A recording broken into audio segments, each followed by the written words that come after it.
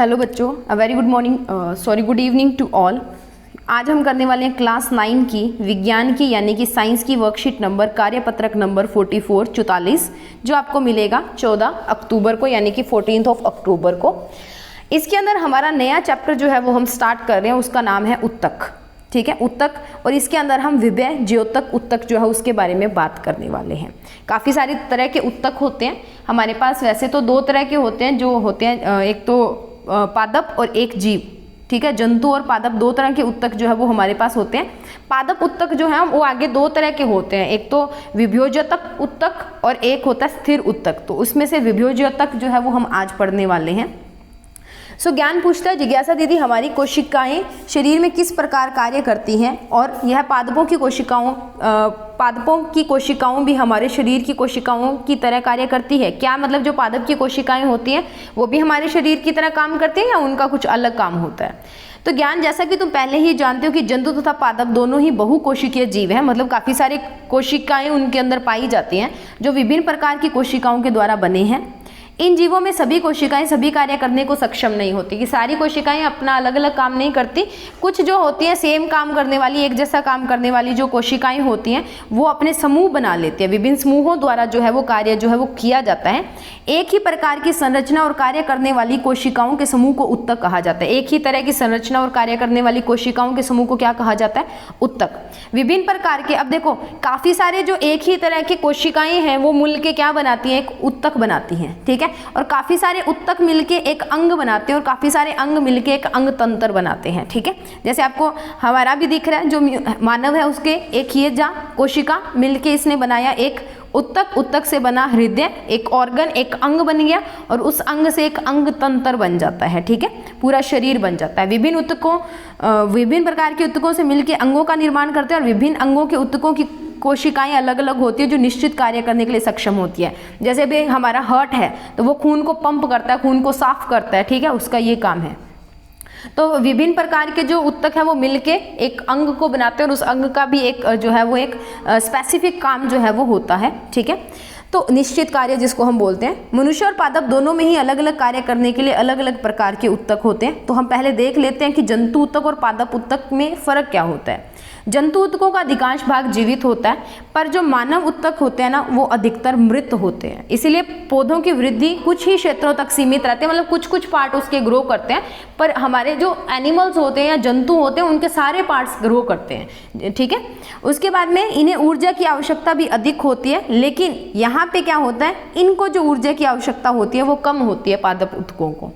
ठीक है, इनकी कोशिकाओं में वृद्धि भी एक समान होती है, पर इनके क्या होता है, अधिकांश उत्तक जो है वो मृत होते हैं, इसलिए जो वृद्धि है वो कुछ ही क्षेत्रों तक होती है। इनके अधिकांश उत्तक सहारा देने के लिए होते हैं और पौधे जो है वो स्थिर रहते हैं, पर जो जानवर है वो एक जगह से दूसरी जगह तक चल सकते हैं। ठीक है, उसके बाद में जो हमारे पास पादप उत्तक हैं उनको दो तरह से जो है वर्गित किया जाता है। एक विभोज्योतक उत्तक जिसको मेरिथमेटिक टिश्यू बोला जाता है, और एक स्थायी उत्तक या स्थिर उत्तक जिसको हम बोलते हैं, जिनको परमानेंट टिश्यूज कहा जाता है। तो इसी में से एक टाइप आज हम समझने वाले हैं, दैट इज विभोज्योतक उत्तक। ठीक है, विभोज्योतक उत्तक। तो ये तीन तरह के होते हैं, एक शीर्षस्थ होता है, ठीक है, दूसरा अंतर्वृष्ट होता है और तीसरा पार्श्व होता है। पार्श्व मतलब निचले हिस्से में, पाँव में जो होता है। शीर्षस्थ मतलब ऊपर वाले हिस्से में। तो देखिए, पौधे की वृद्धि कुछ निश्चित भागों से ही होती है, ये हमने पढ़ा। ऐसा विभाजित होने वाले उत्तकों के कारण होता है। पौधे के कुछ उत्तक जो है वो उसके जितना उसका जीवन काल होता है लगातार उसके अंदर विभाजित होते रहते हैं। इस प्रकार के उत्तकों को विभय ज्योतक उत्तक कहते हैं। विभय का मतलब विभाजित होने वाले। ठीक है, जो विभाजित होने वाले उत्तक होते हैं, दो वर्ड से मिलके बना है, एक तो विभाजित। ठीक है, ये दो वर्ड से मिलके बना है, एक तो विभाजित और एक उत्तक, तो विभय ज्योतक उत्तक बन गया। ठीक है, ये तीन प्रकार के होते हैं, एक शीर्षस्थ, ठीक है, दूसरा अंतर्वृष्ट और तीसरा पार्श्व। शीर्षस्थ कहाँ पे होता है? जड़ व तनों के वृद्धि वाले भाग में होता है, यानी कि जड़ें, अब मान लो ये प्लांट है, यहाँ से इसने बढ़ना है तो यहाँ पे शीर्षस्थ होगा। ये कोई जड़ है, ऐसे जड़ है तो यहाँ से जड़ बढ़ रही है तो यहाँ पे शीर्षस्थ होगा। ठीक है, जहाँ जिस पे होता है उसी के ऊपर होता है, जहाँ से उसकी वृद्धि होती है उसके बिल्कुल ऊपर, शीर्ष के ऊपर, सिर के ऊपर होता है। ठीक है, इसके कारण जो पौधों की जो है वो लंबाई बढ़ती है।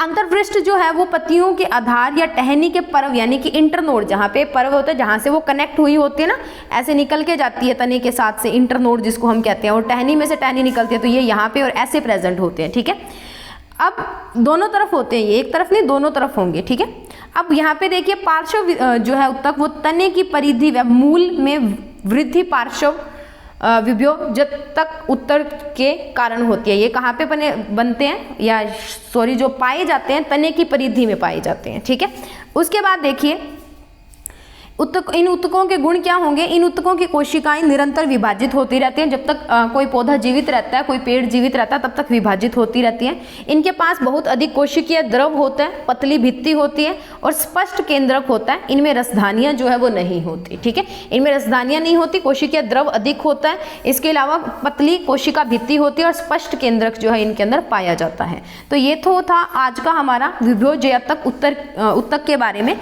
उसके बाद में हमारे पास है 4 क्वेश्चन, 2 उत्तक पे है और 2 विभोजतक उत्तक पे है, यानी कि विभाजन वाला जो उत्तक है उसके ऊपर है। सो जल्दी से इनको डिस्कस कर लेते हैं एक एक करके। पहला क्वेश्चन हमारा और आज का पहला क्वेश्चन है उत्तक क्या है। उत्तक यानी कि जिनको टिश्यू बोलते हैं वो क्या है। तो उत्तर देखिए, उत्तक समान उत्पत्ति संरचना तथा कार्य करने वाली कोशिकाओं का समूह होता है। कोशिका सेल आपने पढ़ा है, सेल का जो समूह होता है उसको बोलते हैं उत्तक। पादप तथा जंतु उत्तकों में कोई 2 अंतर लिखिए, तो आपको 2 की जगह पे 4 मैंने दिखाए हुए हैं। पादप उत्तक स्थिर होते हैं, जंतु उत्तक गतिमान होते हैं। वृद्धि सीमित भाग तक होती है, इनकी वृद्धि सभी अंगों की होती है।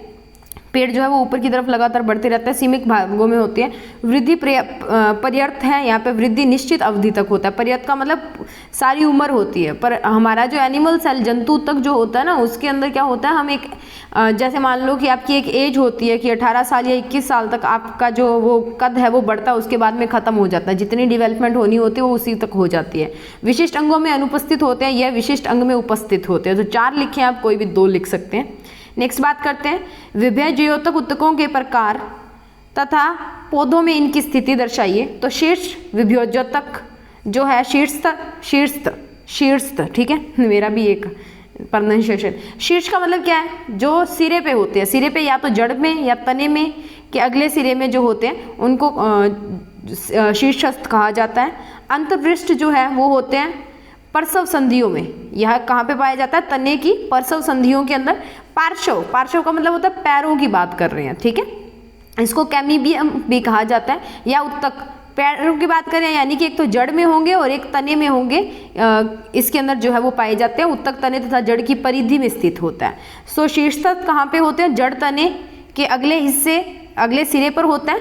अंतर्पृष्ठ जो है वो तने की पर्व संधियों में होते हैं। पार्श्व जो है वो होते हैं हमारे पास तने और जड़ की परिधि में स्थित। ठीक है, उसके बाद में है चौथा और लास्ट प्रश्न, विभोजयोतक उत्तक के कोई 2 गुण बताइए। तो विभोजयोतक की कोशिकाओं के पास पतली भित्ति, अधिक कोशिकीय द्रव, स्पष्ट केंद्रक होता है लेकिन रसधानी नहीं होती है। विभोजयोतक की कोशिकाएं अधिक क्रियाशील होती हैं। इस तरह का जो उत्तक होता है मेरिस्मेटिक या विभोजयोतक जिसको हम कहते हैं, इसकी जो कोशिकाएं होती हैं वो अधिक क्रियाशील होती हैं। ठीक है, सो ये थी आज के हमारे टोटल 4 क्वेश्चन। आपको थर्ड और फोर्थ क्वेश्चन आपकी स्क्रीन के ऊपर विजिबली दिख रहे हैं। नेक्स्ट मैं आपको दिखा देती हूँ फर्स्ट और सेकंड क्वेश्चन। सो ये हैं आपके पास फर्स्ट और सेकंड क्वेश्चन के आंसर। जल्दी से यहाँ से स्क्रीनशॉट लें और आइदर पोज करके आप इनको लिख सकते हैं। जाते जाते वीडियो को एक छोटा सा लाइक जरूर करके जाइए, और अगर आपने मेरे चैनल को सब्सक्राइब नहीं किया तो प्लीज़ सब्सक्राइब कीजिए। मिलते हैं नेक्स्ट वीडियो में नए वर्कशीट के साथ। तब तक के लिए बाय बाय। घर पे रहिए, सेफ रहिए और पढ़ते रहिए।